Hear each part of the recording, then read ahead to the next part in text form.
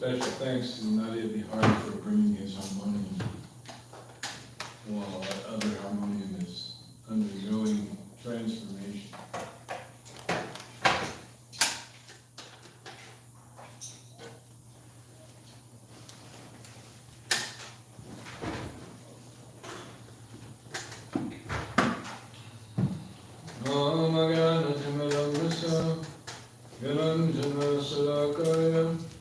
Chakshurunmilajam jena tasmai Sri Gurave Namaha Sri Chaitanya Vishtam Sapitam Jena Bhutale Swayam Rupagada Mayam Dadati Swapadantikam Vandeham Sri Guru Sri Duja Padakamalam Sri Guru Vaishnavam Cha Sri Rupam Sagrajatam Sahagana Lagana Tanvitantam Saji Sadvetam Savadutam Parijana Sahitam Krishna Chaitanya Devam Sri Radha Krishna Padan Sahagana Lalita Shri Vishakanvitam Scha He Krishna Karuna Sindha Dinabando Jagatpate Gopesha Gopika Kanta Radha Kanta Namostute Tapta Kanchana Gaurangi Radhe Vrindavaneshwari Rishabhanu Sute Devi Pranamami Hori Priye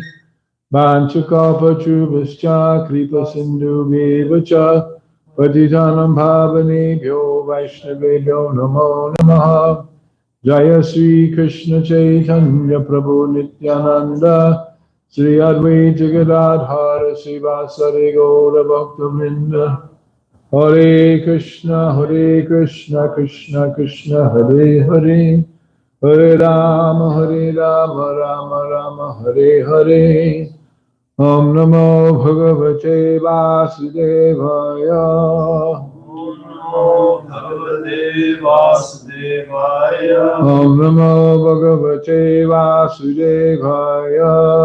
Om Namo Bhagavate Vasudevaya. Om Namo Bhagavate Vasudevaya. Om Namo Bhagavate Vasudevaya. Narayanam Namaskritya Nayanam Namasritya. Naram Chaiva Narottamam Naram Chaiva Narottamam. Devim Saraswatim Vyasam Devim Saraswatim Vyasam. Tato Jayamudidayet Tato Jayamudidayet. Nasta Presho Bhadreshu Nasta Bhadreshu. Nityam Bhagavat Shevaya Bhagavat Sevaya. Bhagavad Utama Shloke Bhagavatam Shloke. Bhakti Bhavati Naistiki. Bhagavati Naistiki. Today, Thursday, July 17th, 2025, we're reading from Srimad Bhagavatam, Canto 4, Creation of the Fourth Order. Chapter 29, Talks between Narada and King Prachinivahi, text number 29. Kachit Pumang. No.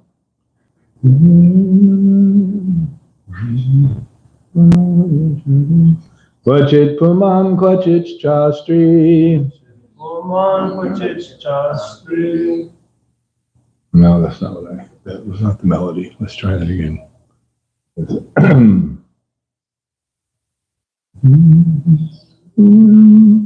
Kvachit Puman Kvachit Chastri. Puman Kvachit Chastri. Kvachin no Bhayamandadi. Devo Manushastir Yagva Yata Karma Gunan Bhavaha Kvachit Pumam Kvachit Chastri Kvachin no Vayamandadhi Devo Manushastir Yagva Yasa karma gunan bhavaha Kvachit pumam kvachit chastri Kvachin no bhayamandadhi Devo manusyasthir yagva Yasa karma gunan bhavaha gunam bhava. Kvachit pumam kvachit cha stri. Puman kvachit cha stri. Kvachinno vayamandadhi. Vayamandati. Devo manushastir yagva. Manushyastiryadva. Yata karma gunan bhava. Gunam bhava. Kvachit pumam kvachit chastri. Kvachit puman kvachit cha stri. Kvachinno vayamandati. Kvachinno vayamandadhi. Devo manushastir yagva.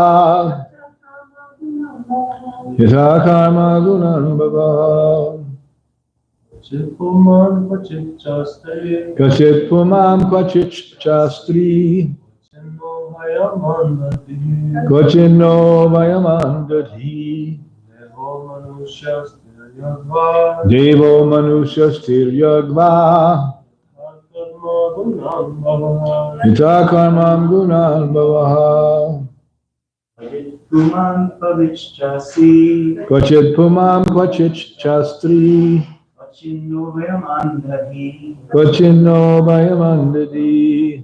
Devo manushyastiryadva. Devo manushastir yagva. Karma gunam bhava. Yata karma gunan bhava. The synonyms, please repeat. Kvachit, sometimes. Puman, male. Kvachit, sometimes. Cha, also. Stri, female. Kvachit, sometimes. Na, not. Ubayam, both. Andha, blind. He whose intelligence. Devaha, demigod. Manushaha, human being. Tiryak, animal, bird, beast. Ma, or. Yata, according to. Karma, of activities. Gunam, the qualities. Bhavaha, birth. Translation by His Divine Grace, Srila Prabhupada. Covered by the mode of ignorance in material nature, the living entity is sometimes a male, sometimes a female, sometimes a eunuch, sometimes a human being, sometimes a demigod, sometimes a bird, an animal, and so on. In this way, he is wandering within the material world. His acceptance of different types of bodies is brought about by his activities under the influence of the modes of nature. Please repeat. Covered by the mode of ignorance in material nature, the living entity is sometimes a male,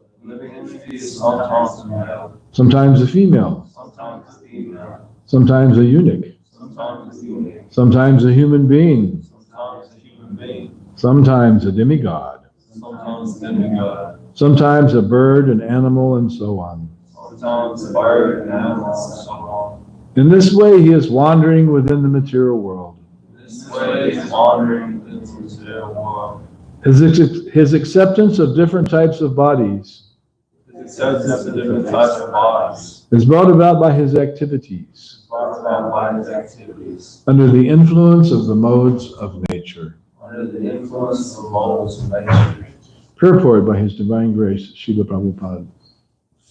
Actually, the living entity is part and parcel of the Lord. Therefore, he is spiritual in quality. The living entity is never material, and his material conception is simply a mistake due to forgetfulness. He is as brilliant as the Supreme Personality of Godhead. Both the sun and the sunshine are very brilliant. The Lord is like the full shining sun, and the living entities are like the small particles of that sun, which constitute the all-pervasive sunshine. When these small particles are covered by the cloud of Maya, they lose their shining capacity. When the cloud of Maya is gone, the particles again become brilliant and shining. As soon as the living entity is covered by the ignorance of Maya, or darkness, he cannot understand his relationship with the Supreme God. Somehow or other, if he comes before the Lord, he can see himself shining like the Supreme Lord, although he is not as extensive as the Lord. Because the living entity desires to imitate the Supreme Lord, he is covered by Maya. We cannot imitate the Lord, nor can we become the Supreme Enjoyer. That is not possible. And when we think it is, we become conditioned by Maya. Thus, the engagement of the living entity under the clutches of Maya is brought about by forgetfulness of his relationship with the Supreme Lord. Under the influence of Maya, the living entity becomes exactly like a person haunted by a ghost. Such a person speaks all kinds of nonsense. We see this when somebody out on the street corner ranting and raving, no one in particular, speaking all kinds of nonsense. When the living entity is covered by the influence of Maya, he becomes a so-called scientist, philosopher, politician, or socialist, and at every moment presents different plans for the benefit of human society. All these plans are ultimately failures because they are illusory. In this way, the living entity forgets his position as an eternal servant of the Lord. He instead becomes a servant of Maya. In any case, he remains a servant. It is his misfortune that by forgetting his real contact with the Supreme Lord, he becomes a servant of Maya. As a servant of Maya, he sometimes becomes a king, sometimes an ordinary citizen, sometimes a brahmana, a shudra, and so on.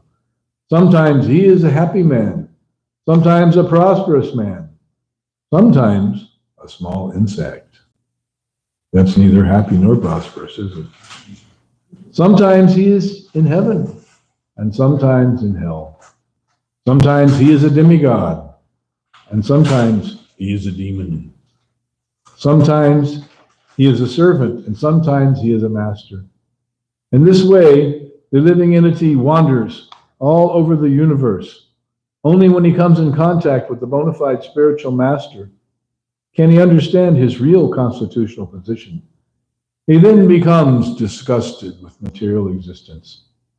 At that time, in full Krishna consciousness, he regrets his past experiences in material existence. This regret is very beneficial because it purifies the living entity of material conditional life. He then prays to the Lord to engage in his service. And at that time, Krishna grants liberation from the clutches of Maya. Krishna explains this, Lord Krishna explains this in the Bhagavad Gita, chapter 7, text 14. Daivihi shaguna mayi mama maya dharajaya mamivaye prapadyante mayam etam tarantite. This divine energy of mind, consisting of the three modes of material nature, is difficult to overcome, but those who have surrendered unto me can easily cross beyond it. Only by the grace of Krishna can one get out of the clutches of Maya. It is not possible to get out by mental speculation or other activities. When the living entity understands his real position by the grace of Krishna, he keeps himself always fit in Krishna consciousness and acts accordingly. Thus, he gradually becomes completely free from the clutches of Maya.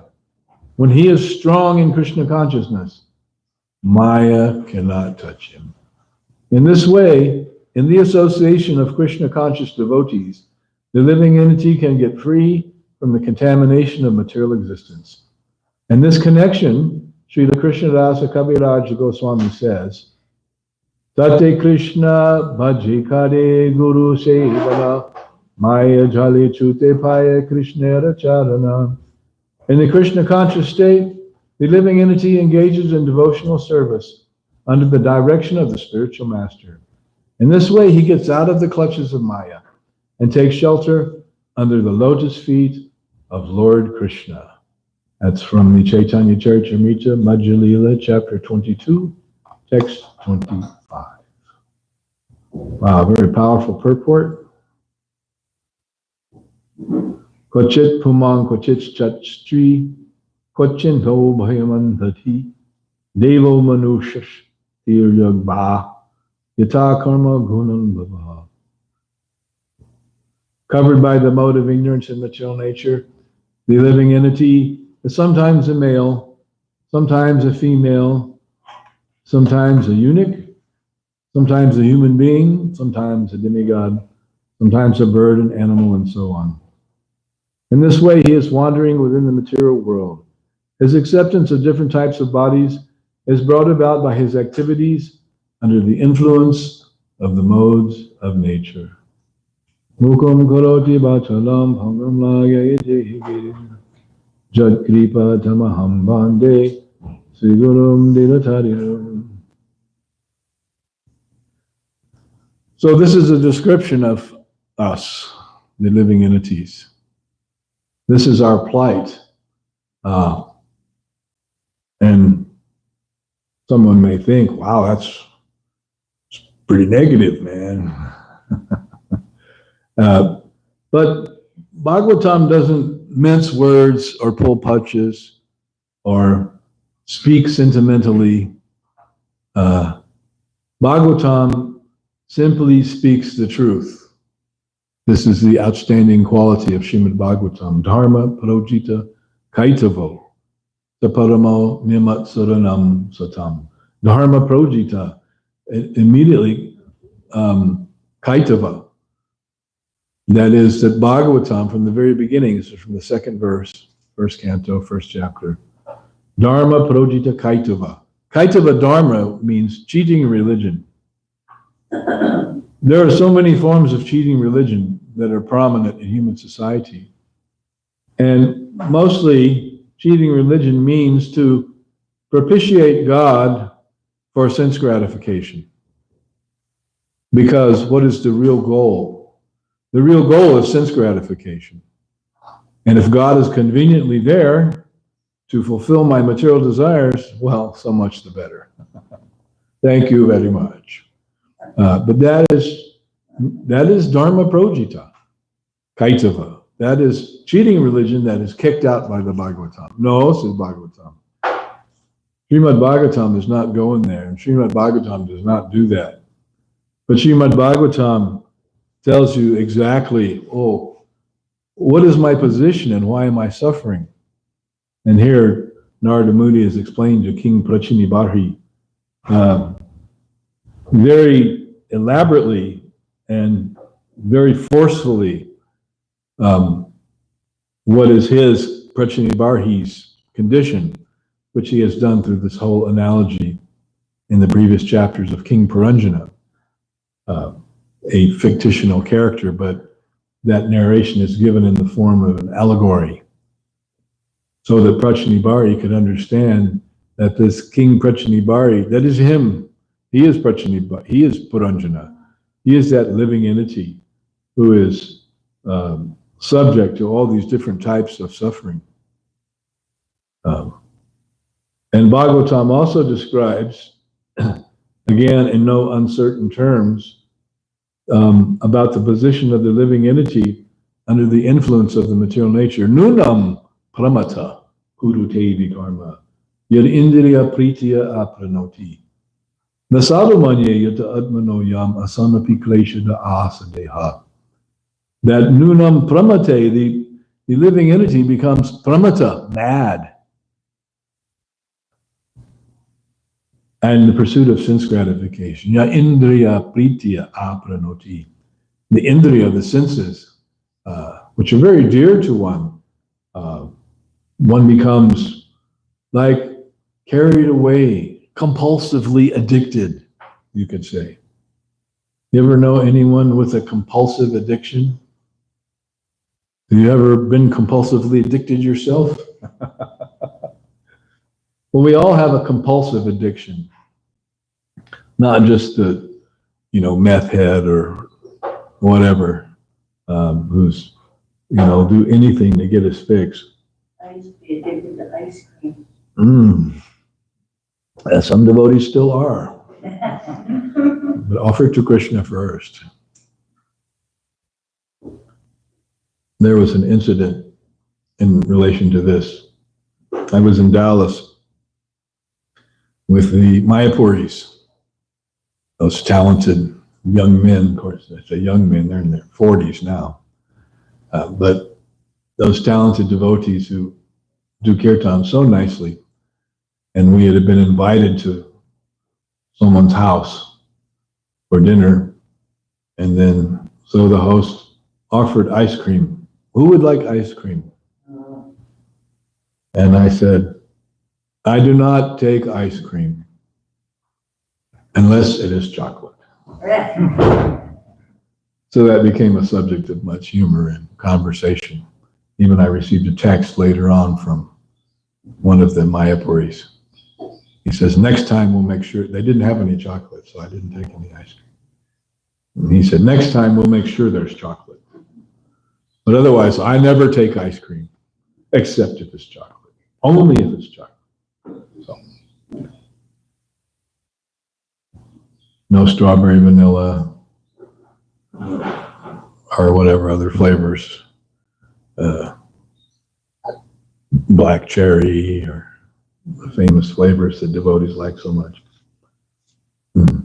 So, nunam pramata, when one is mad, like an addict who's addicted to more than ice cream, that addict will do anything. He'll sell his wife's jewelry, he'll sell his car, he'll mortgage his house. He'll do anything to get his fix because he's become crazy, because he's addicted. And the addiction, the satisfaction of that addiction is the only thing that matters. So he becomes like a crazy person. It ruins his life and the life of everyone around him, just so he can have his sense gratification, to which he's so terribly addicted, like a disease. So anyone who thinks, or all of us who think that we're this body and that the goal and aim of our life is to satisfy the senses of the body, because the body is composed and functions according to the senses, then we become mad under that illusion of misidentification with the material body, and thus the senses and the mind and everything that goes with that. And thus we pursue a life of trying to satisfy the senses or some false concept of who we are. And in this way, we actually waste our human form of life. And the human form of life is meant for what? For self-realization. That is the actual purpose and the goal of human form of life. And if we have arrived in this human form of life and we are not utilizing our life properly for self-realization, then we're just throwing away the opportunity, the golden opportunity to become Krishna conscious and go back home, back to Godhead. But we just throw it away as if it didn't matter. Because of what? Attachment to sense gratification. Therefore, Lord Rishabhdev says, after explaining that the pursuit of sense gratification is madness, Nasadu manye yata atmanoyan asanapi kleshada asadeha. Nasadu manye, I do not think it very wise or befitting an intelligent person to engage himself again in the activities of sense gratification, by which he gets one body after another. And asanapi kleshada asadeha, by taking body after body, he experiences extensive suffering. Asanapi kleshada, kleshada means suffering. So there are different types of kleshas. There's the klesha of the body and mind, which cause one to suffer. That's one type. Then there's another type of klesha, which is the suffering that is caused by other living entities. For example, mosquitoes, scorpions, snakes, spiders, dictatorial presidents who make life inconvenient and take away all the good things that were arranged for human society and make everything difficult and expensive and untenable for everyone. That's a living entity. And then so there's adhyatmika klesha, the sufferings of the body and mind. Then there's, what's it called, the klesha, the other living entities? Adibodhika klesha. So under the adibodhika, bhuta means a living entity. Then there's adidaivaka klesha, that suffering which was brought about by a providence or nature. Daiva means the demigods, devas. And that is something we're very familiar with here. Excessive heat. That's adidaivaka klesha. Excessive drought. Something again we're familiar with.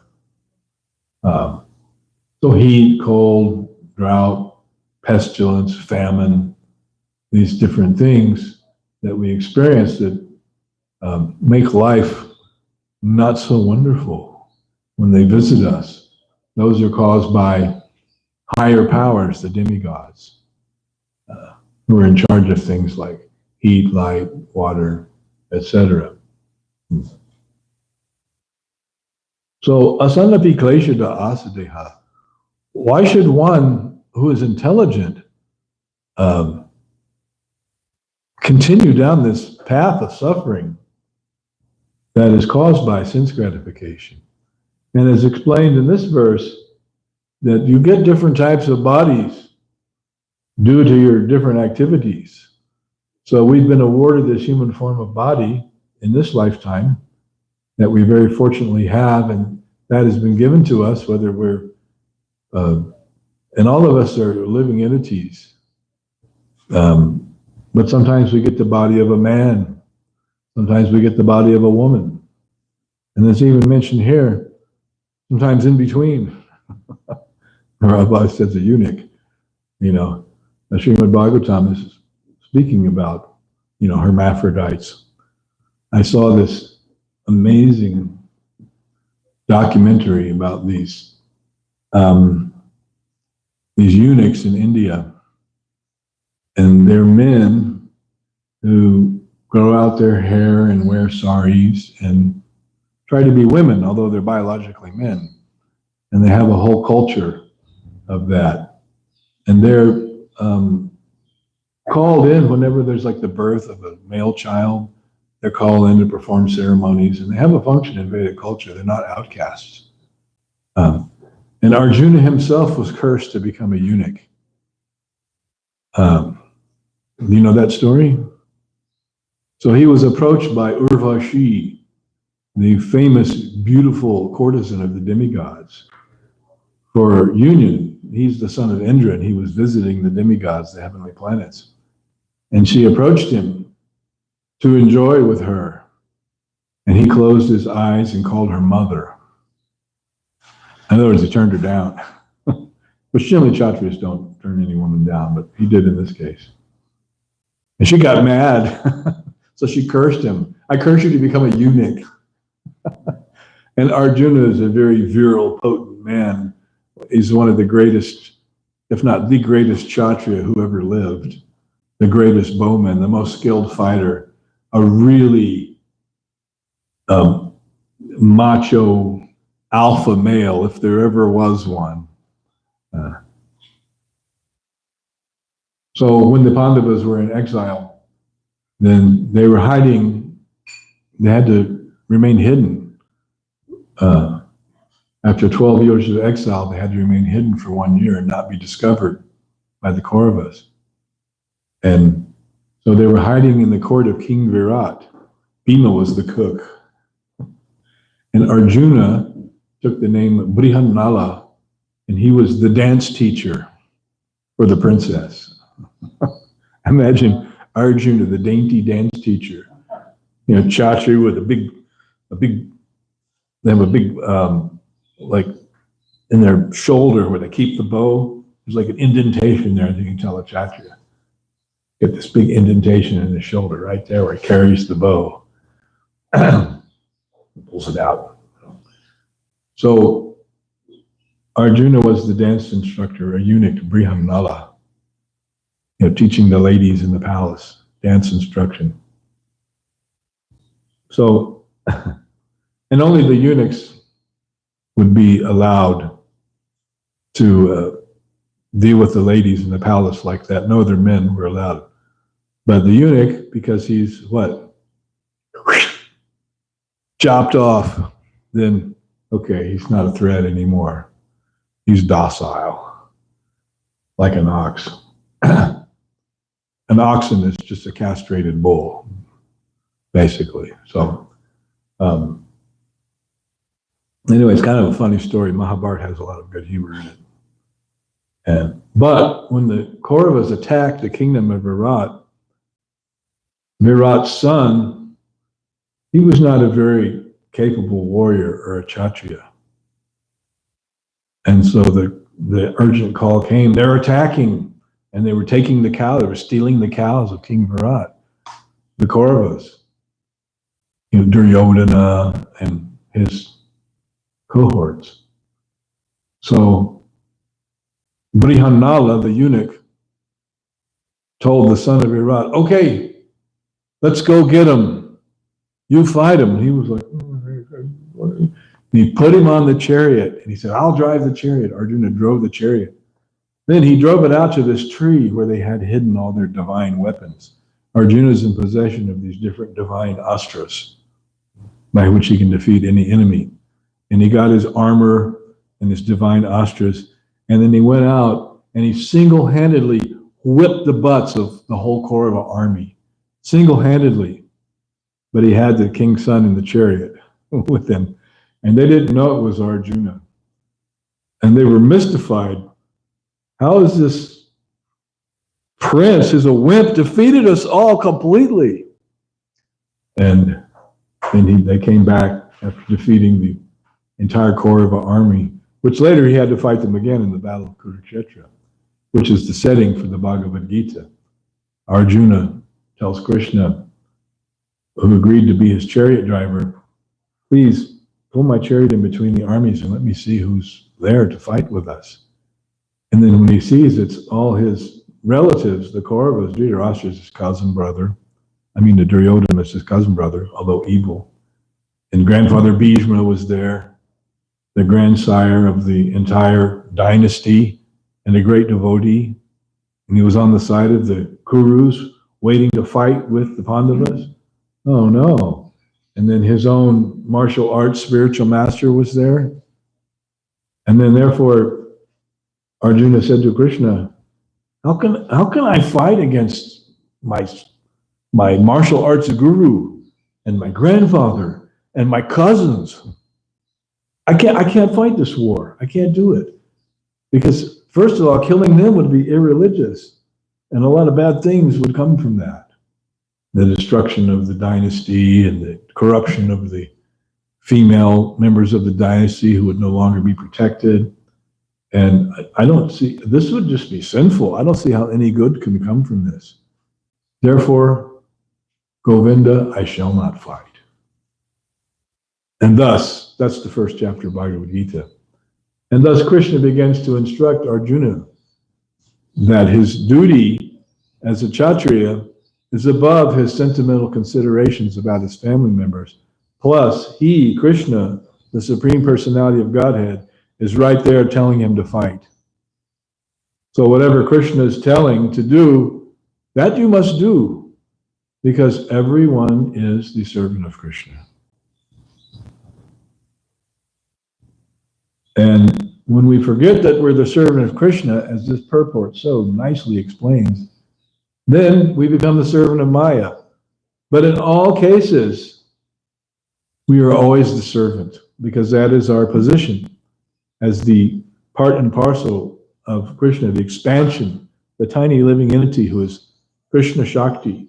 Jiver Sarupoi Krishnera Nityadas. The Swarup, the real position of every jiva, is Krishnera Nityadas, eternally the servant of Krishna. Nityadas, eternal servant. And Krishnera Tatastha Shakti, Veda Veda Prakash. And that living entity, he is the Tatashta Shakti, the energy of Krishna. But the spiritual energy of Krishna, but Tatashta, he's marginal, the living entity. We are marginal. That means that we're always under the control of superior energy. Either we are surrendered to Krishna and we're directly under the control of the spiritual energy, or we surrender to Maya and we're under the control of the material energy. But in all cases, we're surrendered and we're a servant. So when one becomes educated in Krishna consciousness, one understands that my real position is to serve Krishna, not to serve Maya. I remember when I first came to the temple, one very nice devotee there, Haridas Prabhu, was telling me, he said, you know, Krishna consciousness is very easy, but Maya is very hard. Why is Maya hard? And I was thinking, well, I was thinking just the opposite. I was thinking, well, wow, Krishna consciousness is difficult, it's hard, but Maya is easy. Man, you just go hang with your friends and stuff, and you're in Maya. That's easy. But actually, it's very difficult. Because what? We suffer, and then we take body after body, life after life. And there's no guarantee of that human form of life, by the way. In case you're thinking, oh, you know, maybe next time. Well, you may not be a human being and have that opportunity. Prabhupada says here in the purport, you may be a demigod or a man or an insect. Oh no, don't want to be one of those. Don't want to be a creepy crawly bug. Somebody might squash me. Like in my house, I have a rule, the house rule. No bugs in the house. It's the house rule. So to be an insect and go that far down into the evolutionary cycle of species and then have to work your way up one after another through the various levels of species to again become a human being, what a horrible thought. Or who wants to be a dog? One time Prabhupada was giving a lecture in London, and he mentioned that, you know, if you don't want to surrender to Krishna, then you can live a life of a dog, enjoying your senses, and you'll become a dog in the next life. And one man in the audience said, but what is wrong with becoming a dog? What is wrong with that? I would become a dog. And Prabhupada said, I give you my blessings. That's not the kind of blessings one should seek to get from the spiritual master. That one becomes a dog in one's next life. No, one should beg for the mercy from the spiritual master to awaken fully to Krishna consciousness and engage his life in that way. Now, Prabhupada quotes this verse from the, there's a couple of the verses I want to read first. I quoted that verse, Nunam Pramata Kurute Vikarma Yad Indriya Pritya Pranoti. That's from the 5th canto, chapter 5, verse 4, spoken by Lord Rishabdev. And a little bit further, in the 5th canto, in chapter 18, where Jadabharata, who was Maharaj Bharata in his previous life, the son of Lord Rishabdev, the most important son. Then he became a deer in his next life due to attachment to a deer. Then he became Jadabharata, and he instructed Maharaj Rahugana. He was his palanquin carrier, and not carrying the palanquin very nicely. And the king was very sarcastic and chastised him. And then, although he had been Jadabharata, not saying a word, trying to remain aloof from all human affairs, because he remembered how he became a deer, and he didn't want to become entangled again. And he was a great devotee. Then he opened his mouth and began to speak to the king. And when the king heard him speaking topics of self-realization, the king, Rahugana, got down off the palanquin and offered his obeisances to the palanquin carrier, who appeared to be just this big dumb guy from the village. And all the other palanquin carriers were like, whoa, he's offering obeisances to him? He's one of us. And all the guards and the minister was like, what are you doing? King doesn't offer obeisances to the palanquin carrier, to some lowly Shudra. But he realized that this was a great devotee. So a couple of the verses I'll read that were spoken by Ajadabharata to Maharaj Rahugana. From chapter 18, text 11. Yatsanga labdam nijavirya vaibhavam tirtam muhu samsprishatam himanasam Vritajalanto shutibirgatom gatam kovaina sevata mukunda vikramam. By associating with persons for whom the Supreme Personality of Godhead, Mukunda, is the all in all, excuse me.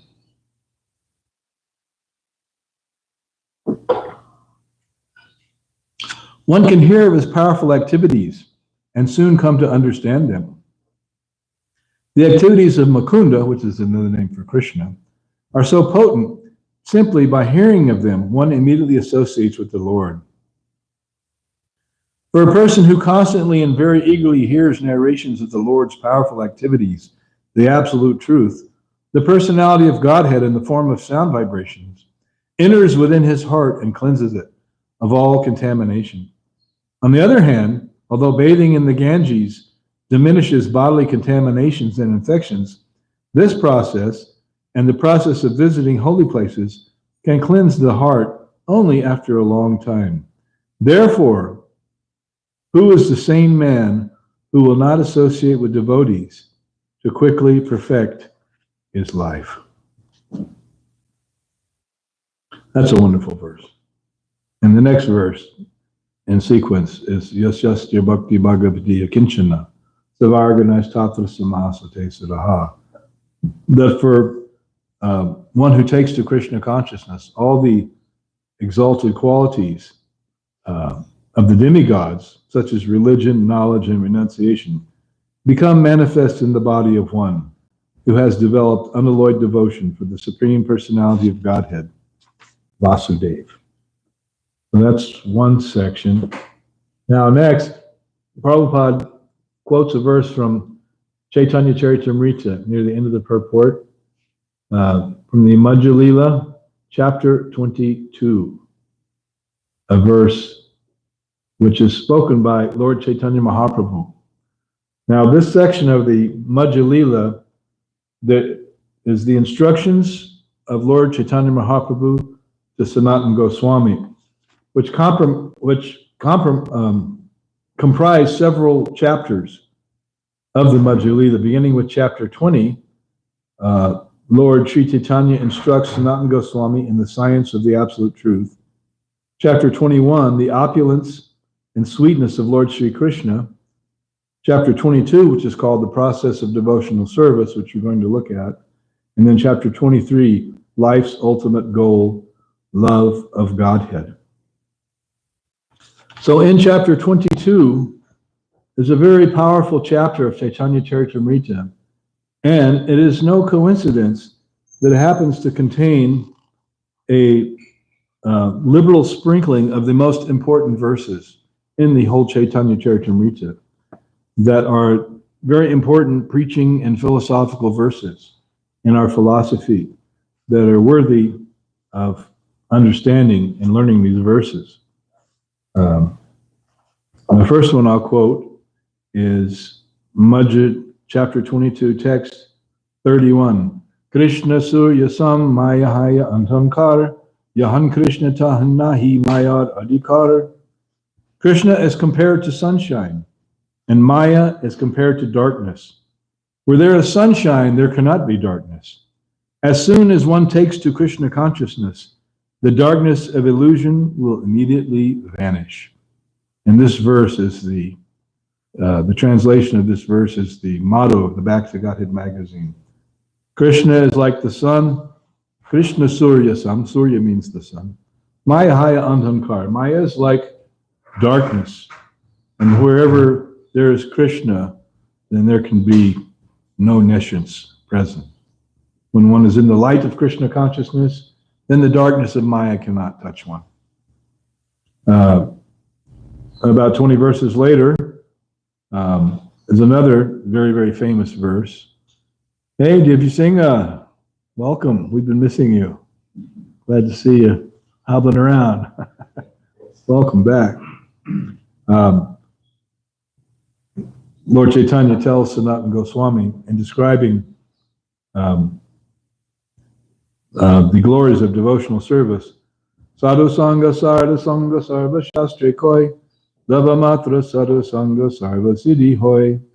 The verdict of all revealed scriptures is that by even a moment's association with the pure devotee, one can attain all success. Lava Matra Sadhu Sangha. Lava Matra means 1/11 of a second, Prabhupada explains in the purport there. And about a dozen verses later, we come to this verse, which is a key verse in understanding what it means to perform devotional service. Shraddha Shabdhe Vishwash Kahi Sudhirash Nishchai Krishna Bhakti Kaila Sarva Karma Krita Hoy. By rendering transcendental loving service to Krishna, one automatically performs all subsidiary activities. This confident, firm faith, favorable to the discharge of devotional service, is called Shraddha. So this means if you have this Shraddha, you understand that by performing devotional service to Krishna, everything else is covered. All your obligations, all activities, all subsidiary activities, all secondary activities. What is the most important thing to do in one's life is to render service to Krishna. And then automatically, everything else will be taken care of. There's a verse in the 10th canto that explains about that. Devarshi bhutapta nanim prachinam nakinkara nayamanimi charajan sarvatmananya saranyan saranam kutomukundam parihritya kartum. That all one's obligations to the devas, to the forefathers, to human society, to the President of the United States. So, I didn't know I had any obligation to him.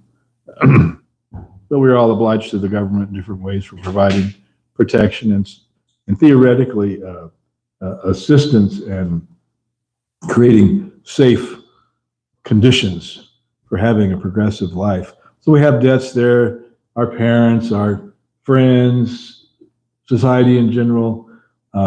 But by Gotomukundam Pararihirityakartam, all those obligations are satisfied by performing devotional service to Mukunda, to Krishna. So that is confirmed. Now, another 25 verses on from that verse is another very famous verse, which we've quoted many times here. Asatsanga tyage Vaishnavachar Stri Sangi Ekasadhu Krishna Bhakta Ar. A Vaishnava should always avoid the association of ordinary people. Common people are very materially attached, especially to materially attached women. Vaishnava should also avoid the company of those who are not devotees of Lord Krishna. And then again, another 20 verses on, Lord Chaitanya tells Sanatana, Nitya Siddha Krishna Prema Sadhu Kabunai Shravanade Shuddhe Chitte Karuye Udai. Pure love for Krishna is eternally established in the hearts of living entities. It is not something to be gained from another source. When the heart is purified by hearing and chanting, the living entity naturally awakens. That's a very important verse that explains that pure love for Krishna, that's who we are. That's what we are. That's what we're all about. That's the meaning of our existence. And it's already there. But it's become covered by Maya, by our forgetfulness of Krishna. And therefore, to become Krishna conscious means to hear and chant about Krishna. Shravanadi Shuddha Chitte, that the consciousness becomes Shuddha, purified. Chitte means the consciousness, becomes purified. Shravanadi, by hearing and chanting, serving, remembering, performing all the processes of bhakti yoga. And then that Karoye Udai, that pure Krishna consciousness, is awakened within the heart. As Prabhupada says, that Krishna consciousness is not something that is external to one. It's actually already existing within one. It's a question of purifying the self and allowing that Krishna consciousness to shine forth. Like Prabhupada talks in today's purport about the Krishna is shining like the sun, and so is the living entity. But when the living entity forgets to serve Krishna, his shining feature is no longer manifest. But when he once again engages in Krishna's service, then that effulgence comes forth. Therefore, Prabhupada would say that my devotees, they are very effulgent, and everyone can see they're bright-faced and happy because of their Krishna consciousness brings forth that shining quality. And about 25 more verses on from that, the last verse we'll look at in this chapter, Sadhu Sangha Nama Kirtan Bhagavat Shravana Mathurabhasa Sri Mutira Shadaya Sevana. These are the 5 things that a devotee should adopt in their life. One should associate with devotees. That's called Sadhu Sangha. One should chant the holy name of the Lord, Nama Kirtan. Bhagavat Shravana, one should hear Srimad Bhagavatam. Mathurabhas, one should live in Mathura or Vrindavan, or if one is on the other side of the world like we currently are, one should live in a holy place or near a holy place in order to get the benefit of that association. This is one such holy place. This mandir of Radha Madhava. And Shraddhaya Sevana, one should serve and worship the deity with faith and veneration. These 5 processes: associate with devotees, chant the holy name, hear the Bhagavatam, which is what we're doing now, reside in Mathura or holy place, and worship the deity with faith and veneration. And these 5 things will bring one perfection in one's life. So we'll stop here. Questions, comments? The translation of the Nitya Krishna frame, which translation did you read? I'm reading from the selected verses from Vedic scriptures. So that's because the prophet actually dictated it wasn't the living entity naturally awakens, pure love for Krishna naturally awakens. Mhm. That's in the corrected CC. Yeah. So that book has to be updated. Well, this book will not be updated. It is an old book. But still, They have new additions in it. yes, still the point has not changed. Yeah. The philosophy has not changed. The living entity awakens his pure love for Krishna within the heart by hearing and chanting. That is the Yeah, process. well, Prabhupada made it more pointed when he said pure love for Krishna naturally. Yeah. He emphasized that. All right. Any other enlightened comments from the devotees? Yeah. I listened to mine, I was up first, but nice class. It's because there's no one else saying anything. Your ice cream story reminded me of another story I heard about Dallas and ice cream, where Indradyumna Maharaj came to a program in Dallas, and then the devotee said, Maharaj, he said, what's for dessert? He said, Maharaj, we're having ice cream. And then he said, do you have chocolate? And he said, then they said, Maharaj, devotees don't eat chocolate. And Indradyumna Swami said, I don't eat in a house that doesn't eat chocolate. Well, I'm glad to know I'm in good company in my selective tastes. All right. Anyone else? Anything else? All right. Thank you very much. Srimad Bhagavatam ki jai, Srila Prabhupada ki jai.